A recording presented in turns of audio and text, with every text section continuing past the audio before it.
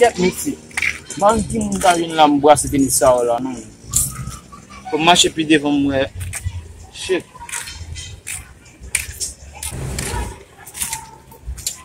Yeah. Balo me. Agi la me. Ok la me. Amon biye waba. Moun boa la. Saldo e la. Moun se wati ba genge. Ngade mwe. So. Jamen, ni led baba. Ti led.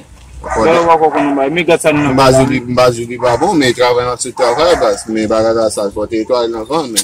Yo men, sa gen men, non fwa nou yene. So. Babo man si men, map travay se vwe men, men net poko touche men. Poko touche ame sa apsan nou kon. O kon men, e pa Sa mwen. gen nou an. E pa mwen kapante pren l'ajan men, pas sa vezi map travay an le pou yo peye mbaz. Apre yasin de fe an fwa ho, ta bon di so di sou. E avon? Nade kande bas. Ni kwa la bon. Ate nou waka fes ba yo djou fwa tala men nou ga outou men konen men manje kay moun nek. Ma la kati Justin de la fou men. Ba son bagay men nam gade mwen la vina avon plat men. E bi mwen gen un dessin papier la dan, gade mwen se dessin Haiti men fait mwen sa la fou Haiti nek. Ah, Haiti adol fou la fou. Ba son bagay nan gade mwen vina ma Haiti nan pa kay e bi la fou Haiti nek. Charge, quelle a fait Haïti, hein? Comme de l'expérience Haïti nek. Nek yo fwa ki a vena mou Haïti. Oh, yo mbalo bas. Michel vin gare men. Se se blan fwe bisi a sa gen la zo. Oh, Se blan fwe la zo. Gade mesi, mi yon bas la, mi basi. Gade ki bagay we. Bagay we. Yo le mesi pyo. Pa mesi, gade mesi pyo. Lo pou. E pou ki sa avan la.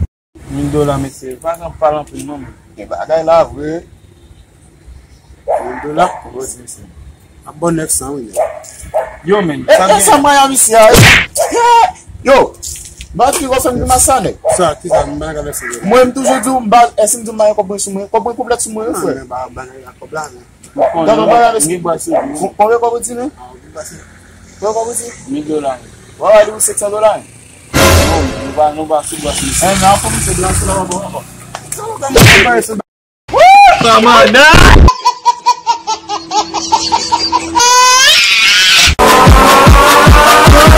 Se na fè, la ba mi se $900.